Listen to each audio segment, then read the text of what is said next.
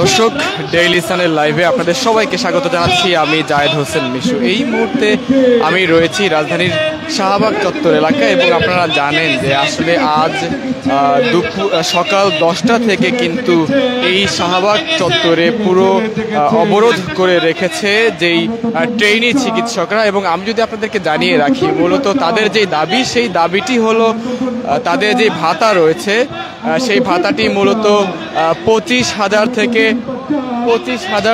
50,000 টাকা করতে হবে। সেই দাবিটি নিয়ে মূলত আসলে আজকে এই সকাল 10টা থেকে কিন্তু এই ট্রেনি চিকিৎসকরা তারা কিন্তু আন্দোলনে নেমেছেন।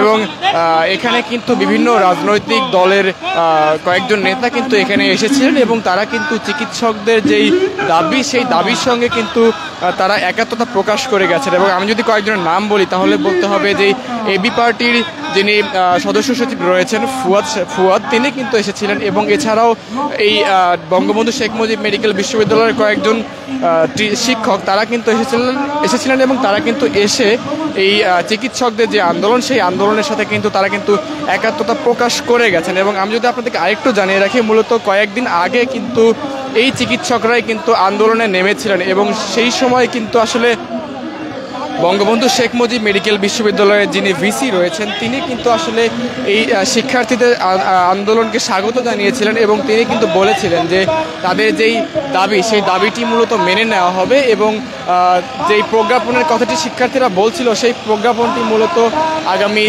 48 ঘন্টার মধ্যে প্রকাশ করা হবে, এমন একটি কথা কিন্তু মূলত এই বঙ্গবন্ধু শেখ মুজিব মেডিকেল বিশ্ববিদ্যালয়ের ভিসি তিনি কিন্তু বলে গিয়েছিলেন। এবং তার পরপর যখন শিক্ষার্থীরা যখন মানছিল না তার কথা, তখন কিন্তু এক পর্যায়ে জাতীয় নাগরিক কমিটির মুখ্য সচিব অর্থাৎ বৈষম্য বিরোধী ছাত্র আন্দোলনের অন্যতম সমন্বয়ক সার্জিস আলম তিনি কিন্তু এসেছিলেন এবং তিনি যেমনটি বলেছিলেন যে শিক্ষার্থীদের যে দাবি, সেই দাবিটি অত্যন্ত যৌক্তিক এবং এই দাবিটি যে কোনো মূল্যে আসলে মানতে হবে। এবং 48 ঘন্টার মধ্যে যদি প্রজ্ঞাপন প্রকাশ না করা হয়, সেক্ষেত্রে মূলত সার্জিস আলম সহ বৈষম্য বিরোধী ছাত্র আন্দোলনের নেতৃবৃন্দ সহ সবাই মিলে আন্দোলনে নামবেন, এমন কথা কিন্তু আসলে বলেছিলেন। এবং আজ আসলে মূলত সকাল 10টা থেকেই কিন্তু এই শাহবাগ চত্বর একেবারে বন্ধ করে দিয়েছেন এই ট্রেনি চিকিৎসকরা এবং তাদের যে দাবি, সেই দাবিতে তারা কিন্তু অনড় রয়েছেন। এবং আমি যদি আপনাদেরকে একটু জানিয়ে রাখি, মূলত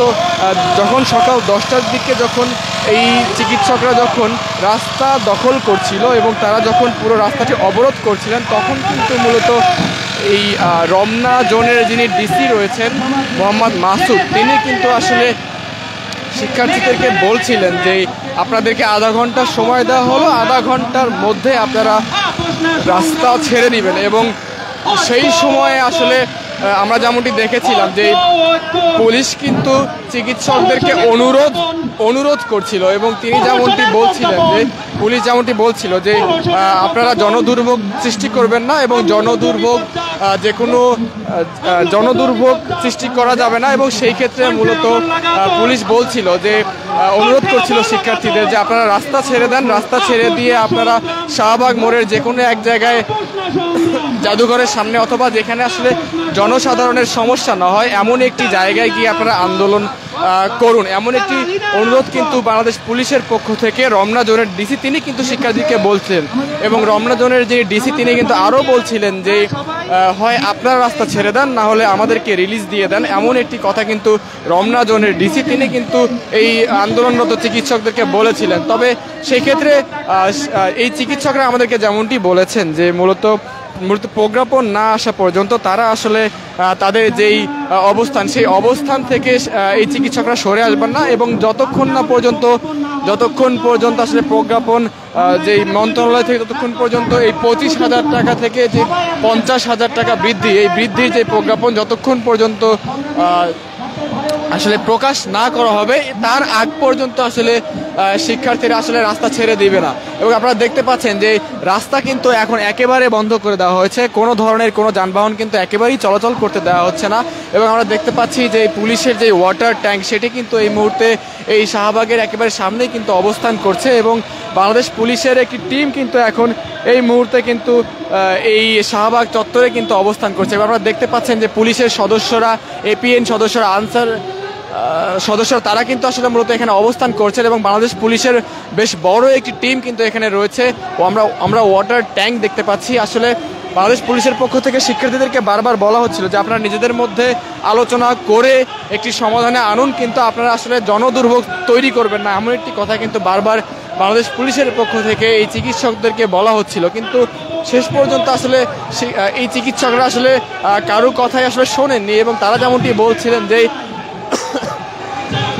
প্রজ্ঞাপন যতক্ষণ পর্যন্ত না আসবে ততক্ষণ পর্যন্ত আসলে তারা এই রাস্তা অবরোধ করে রাখবেন এবং রাস্তা ছেড়ে যাওয়ার আসলে কোনো সুযোগ নেই যতক্ষণ না পর্যন্ত প্রজ্ঞাপন আসে। আসলে আমরা এখানে যারা আসলে যারা বারবার আসছেন এবং আপনারা জানেন, আমি যদি আপনাকে জানিয়ে রাখি যে এই শাহবাগ চত্বরটি কিন্তু খুবই গুরুত্বপূর্ণ এলাকা, বিশেষ করে পুরান ঢাকায় যাতায়াতকারী যে যানবাহনগুলো সেই যানবাহনগুলো কিন্তু মূলত এই রাস্তা হয়েই চলাচল করে থাকে। এবং আমি যদি আরেকটু জানিয়ে রাখি যে সায়েন্স ল্যাব, কারওয়ান বাজার, ফার্মগেট সহ বিভিন্ন গুরুত্বপূর্ণ যেই জায়গাগুলো রয়েছে, বিশেষ করে ঢাকা মেডিকেলে যাওয়ার জন্যও কিন্তু এই রাস্তাটি মূলত ব্যবহার হয়ে থাকে।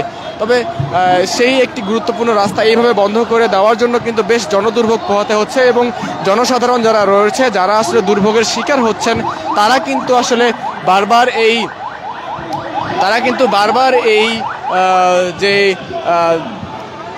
পুলিশ রয়েছে তাদেরকে কিন্তু অভিযোগ করছেন এবং বারবার কিন্তু যারা চিকিৎসক তারাও কিন্তু বলছেন যে মূলত প্রজ্ঞাপন না আসলে কোনোভাবেই তারা তাদের জায়গা থেকে সরে আসবেন না, এমন কথা কিন্তু বলছেন। দর্শক, এই মুহূর্তে দেখতে পাচ্ছেন একটি অ্যাম্বুলেন্স কিন্তু আসছিল এবং অ্যাম্বুলেন্স কিন্তু আসলে চিকিৎসকরা কিন্তু বের করে দিচ্ছেন। মূলত অ্যাম্বুলেন্স সহ আসলে আইন শৃঙ্খলা রক্ষাকারী বাহিনীর যানবাহন সহ যে যানবাহনগুলো যেগুলো বেশ গুরুত্বপূর্ণ সেই যানবাহনগুলো মূলত চিকিৎসকরা কিন্তু যাওয়ার জন্য জায়গা করে দিচ্ছেন। ভাইয়া, একটু কথা বলবো আপনার সাথে, একটু জানতে চাই মূলত আমরা জানি যে কিছুক্ষণ আগে সার্জিস আলম আপনাদেরকে ফোন দিয়েছেন বা কথা বলেছিলেন আপনাদের একজন, এবং সেখানে বলা হয়েছে আমরা এই ব্যাপারে এখনো পরিপূর্ণ কোনো আপডেট পাইনি। আমি সার্জিস আলম বলেছে যে এই টাকাটা দেওয়ার মতো বাজেট নেই, এই বিষয়ে কি বলতে চাচ্ছেন? দেখেন, প্রিভিয়াসলি যে বাজেটটা আমাদের জন্য নির্ধারিত করা হয়েছিল স্বাস্থ্য খাতে, তার একটা বিশাল অংশই কিন্তু এখান থেকে ফেরত গেছে কোনো ইউজ হওয়া ছাড়াই। তো আমার মনে হয় যে বাজেট নেই এই কথাটি পরিপূর্ণভাবে সঠিক নয়। আমার মনে হয় এই ব্যাপারটি খতিয়ে দেখা উচিত, বাজেটের ব্যাপারটি। তবে বাজেটের যে অংশটি আমরা দাবি করছি সব মিলে 100 কোটির বেশি হবে না। তো আমার মনে হয় বাংলাদেশ এমন একটি রাষ্ট্র নয় যেখানে 100 কোটি বাজেট সে স্বাস্থ্য খাতের জন্য বরাদ্দ করতে পারছে না, এটি বিশ্বাসযোগ্য নয়। এই হচ্ছে আমাদের কথা। স্বাস্থ্য মন্ত্রণালয় থেকে এখন পর্যন্ত কোনো মেসেজ পেয়েছেন কিনা? না, ওরকম আপডেট কোনো মেসেজ পাইনি। সর্বশেষ মেসেজ ছিল তারা সময় চেয়েছেন, আমরা সময় দিয়েছি।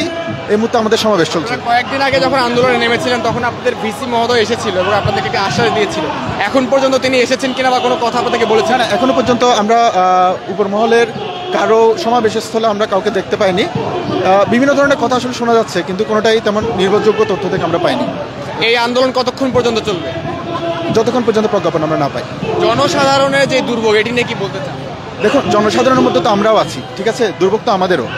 তো আমার মনে হয় জনসাধারণের মধ্যে যদি আমাদেরকে চিন্তা করেন, দুর্ভোগটাকে আলাদা করে আপনারা আইডেন্টিফাই করার দরকার পড়বে না। আর আমরা তো চাই যে এই রাস্তা ব্লক করে না থেকে সরিয়ে আসতে। তো সরকার বা উপমহল যদি এর দিকে দৃষ্টি দেয়, আমার মনে খুব দ্রুত এই সমস্যার সমাধান সম্ভব।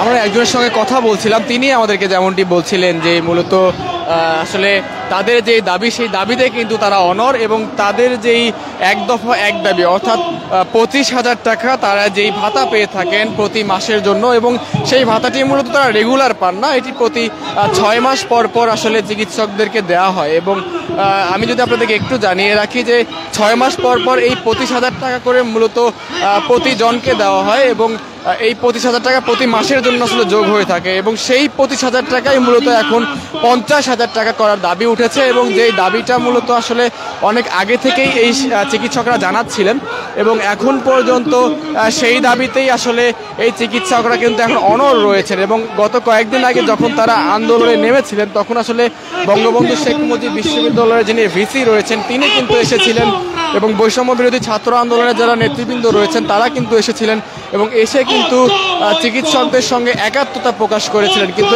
এখন পর্যন্ত আজকে আসলে শুধুমাত্র ব্যারিস্টার ফুয়াদ ছাড়া এবং বঙ্গবন্ধু শেখ মুজিব মেডিকেল বিশ্ববিদ্যালয়ের 2-1 চিকিৎসক ছাড়া এখন পর্যন্ত কিন্তু কেউ আসলে এই শাহবাগ চত্বরে আসেননি। তবে আমি যদি একটু জানিয়ে রাখি, মূলত যে এই বৈষম্য বিরোধী ছাত্র আন্দোলনে যিনি সমন্বয়ক ছিলেন এবং জাতীয় নাগরিক কমিটির মুখ্য সংগঠক সার্জিস আলম তিনি একটি মেসেজ দিয়েছিলেন এবং এই যারা এখানে আন্দোলন করছেন তারা আমাদেরকে জানিয়েছেন যে মূলত সার্জিস আলমের সঙ্গে তাদের কথা হয়েছে এবং সার্জিস আলম বলেছেন যে আসলে বাজেটের কারণে মূলত তাদের এই অর্থটি আসলে দেওয়া সম্ভব না এবং এই চিকিৎসকদেরকে তাদের আন্দোলন তাদের মতো করে চালিয়ে নেওয়ার কথাও কিন্তু আসলে বলা হয়েছে। দর্শক, এই ছিল শাহবাগ চত্বর থেকে সর্বশেষ। আমরা ক্ষণে ক্ষণে আপনাদের সঙ্গে যুক্ত হব এবং শাহবাগ চত্বরের সকল খবর সবার আগে পৌঁছে দেওয়ার চেষ্টা করব। আমাদের সঙ্গে থাকার জন্য সবাইকে ধন্যবাদ জানাচ্ছি।